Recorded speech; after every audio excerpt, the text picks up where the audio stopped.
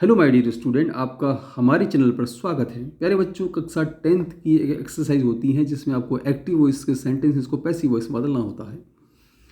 इससे पहले वाली वीडियो में हमने जो है साधारण से वाक्य, उसके बाद में इंपेरेटिव सेंटेंस। आज जो हम सीखने वाले हैं वो है इंटरोगेटिव सेंटेंसेस जो होते हैं उनका पैसिव वॉइस में बदलना कैसे बदला जाता है, ये आज के इस वीडियो में हम सीखने वाले हैं। तो आइए बच्चों, मैं उम्मीद करता हूँ ज़्यादा डिटेल में हम यहाँ पर नहीं जाएंगे, सीधे हम प्रैक्टिस करेंगे। फिर भी अगर आपको कुछ लगता है तो आप मुझे कमेंट्स करके ज़रूर बताएं। मैं आपको पूरे डिटेल नियम जो हैं उसका एक वीडियो बना देंगे।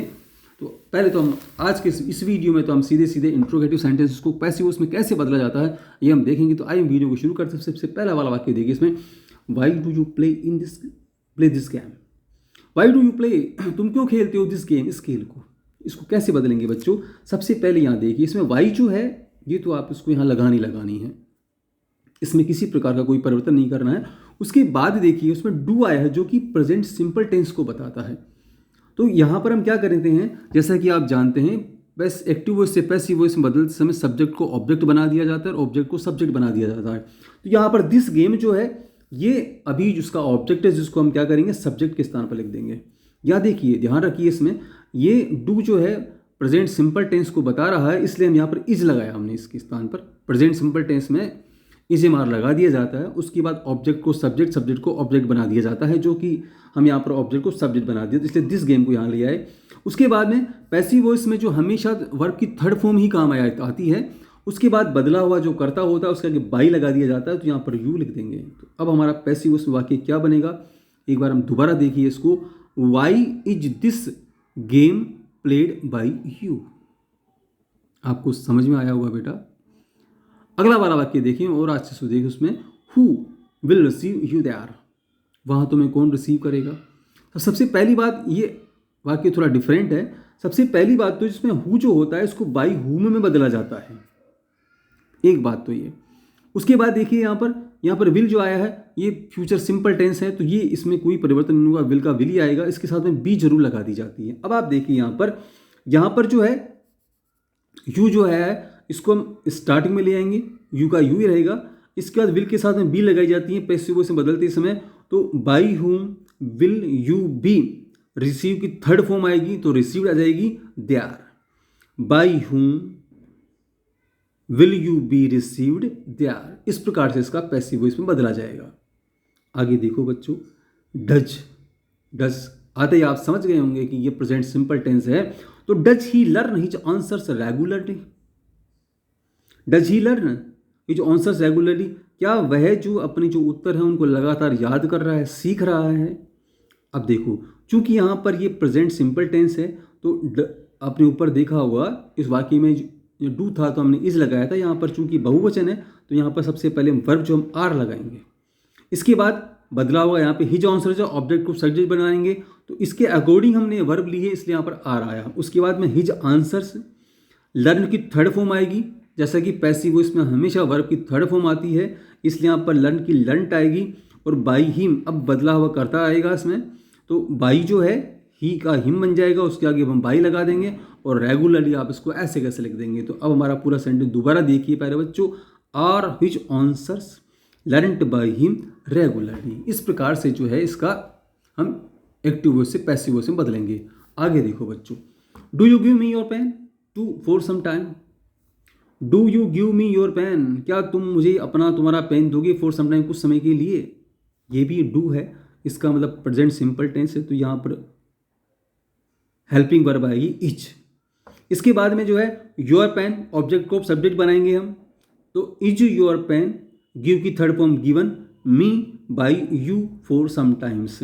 तो is your pen given me by you for some time, ये इसका पैसिव वॉइस में वाक्य बनेगा। आगे देखो बच्चों, do trees give us oxygen to breathe, क्या पेड़ जो है हमको ऑक्सीजन के लिए गैस देते हैं। तो अब यहाँ पर चूंकि प्रेजेंट सिंपल टेंस है तो इसको भी किससे बदलेंगे, यहाँ पर वर्ब जो है हम हेल्पिंग वर्ब लेंगे, इज लेंगे, क्योंकि अब ऑक्सीजन को आगे लाएंगे यहाँ पर शुरुआत में। अब ये हमारा कर्ता बन जाएगा, तो इज ऑक्सीजन गिव की given us to breathe by trees. यहाँ पर जो है बदला हुआ कर्ता जो है, अब जो कि अब ऑब्जेक्ट के स्थान पर है, इसके आगे हम वाई लगा देंगे। तो अब हमारा वाक्य क्या बनेगा, दोबारा देखिए बच्चों इसको, is oxygen given us to breathe by trees. इस प्रकार से ये वाक्य बनेगा पैसिव वॉइस में। आगे देखिए बच्चों, डिड द नर्स। अब डिड आती है, समझ गए होंगे आप कि ये पास्ट सिंपल टेंस है। द नर्स ये हमारा करता है, हेल्प हमारी वर्ब है, your mother in the hospital, your mother जो हमारा ऑब्जेक्ट है, इन द हॉस्पिटल जो स्थान है, इसमें कोई परिवर्तन हम करेंगे नहीं। सबसे पहले देखिए बच्चों, यहाँ पर चूंकि प्रेजेंट पास्ट सिंपल टेंस है, इसमें जो हेल्पिंग वर्ब आएगी वो वाज जाएगी। चूंकि कर्ता एक वचन है, योर मदर है, सिंगुलर है, इसलिए इसके अकॉर्डिंग वर्ब हम वाज लेंगे। जो कि हम प्रश्नवाचक वाक्य बना रहे हैं, तो वाज योर मदर, हेल्प की third form helped by the nurse in the hospital. बड़ा इजी सा वाक्य है, देखो उसको, was your mother helped by the nurse in the hospital. आगे चलते हैं बेटा, will the farmer cut his crops, will ये फ्यूचर सिंपल टेंस है। विल द फार्मर, क्या किसान जो हैं, कट हिज क्रॉप्स, उसकी फसलों को काटेंगे, फ्यूचर सिंपल है इसलिए। अब देखो इसमें यहाँ पर विल जो है, विल ही आएगा इसमें, हेल्पिंग वर्ब यही रहेगी इसमें। इसके बाद हिज क्रॉप्स, हिज क्रॉप्स यहाँ पर ऑब्जेक्ट को सब्जेक्ट बनाएंगे। इसके बाद विल के साथ में पैसिव उसमें बी आता है तो बी लगाएंगे।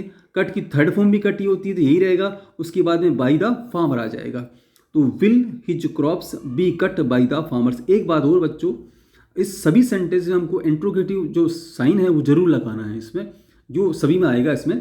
आगे देखिए, आगे बढ़ते हैं। Who taught you Hindi, who taught you Hindi, तुमको हिंदी कौन पढ़ाता है? तो सबसे मैंने आप जैसा ऊपर बताया था, एक वाक्य आया था, हु जो होता है उसको हुम में बदला जाता है, तो बाई हुम यहाँ पर आ जाएगा। इसके बाद जो है यू के साथ में आर हेल्पिंग वर्ब आती है, तो आप आर लिखेंगे, उसके बाद यू आएगा, और टॉट की जो पहले से टोट है थर्ड फॉर्म इसकी यही रहेगी। तो अब वाक्य होगा हमारा, बाई हुम आर यू टोट हिंदी। ये इसका पैसिव इसका सेंटेंस बनेगा। आगे देखिए बच्चों, हैज राम, हैज राम का मतलब प्रेजेंट परफेक्ट टेंस है। ये हैज और हैव जो हेल्पिंग वर्ब होती है वो प्रेजेंट परफेक्ट टेंस में आया करती है। तो has Ram painted the walls and the doors, has Ram.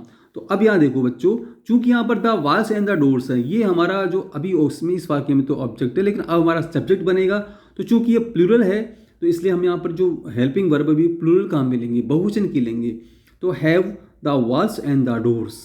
अब यहाँ देखो, ये बीन जो है, ये चूंकि प्रेजेंट परफेक्ट टेंस को जब पैसिव वॉइस में बदला जाता है तो उसमें बीन लगा दिया जाता है, इसलिए यहाँ पर बीन आया। पेंटेड चूंकि ऑलरेडी इसमें थर्ड फॉर्म काम आती है, तो यहाँ पर पैसिव वॉइस थर्ड फॉर्म वही क्रिया हम लिख देंगे। और बाई राम बदला हुआ जो हमारा करता है, जो कि अब ऑब्जेक्ट रूप में आएगा, तो इसको बाई राम लिख देंगे। तो पूरा वाक्य दोबारा देखिए बच्चों, have the walls and the doors been painted by Ram. अगला वाला और आज का आखिरी सेंटेंस देखिए पहले बच्चों, have you posted my letter. ये वाक्य भी पास्ट प्रेजेंट परफेक्ट का ही है भाई। Have you posted my letter. अब चूंकि यहाँ पर माई लेटर पहले आएगा और ये एक वचन है, तो इसलिए इसके अकॉर्डिंग वर्ब जो होगी वो भी एक वचन की आएगी। तो यहाँ पर हम लिखेंगे हैज माई लेटर।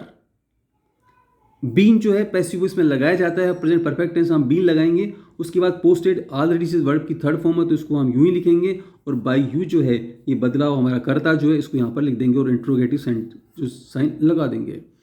प्यारे बच्चों, मैं उम्मीद करता हूँ आपको वीडियो अच्छे से समझ में आया होगा।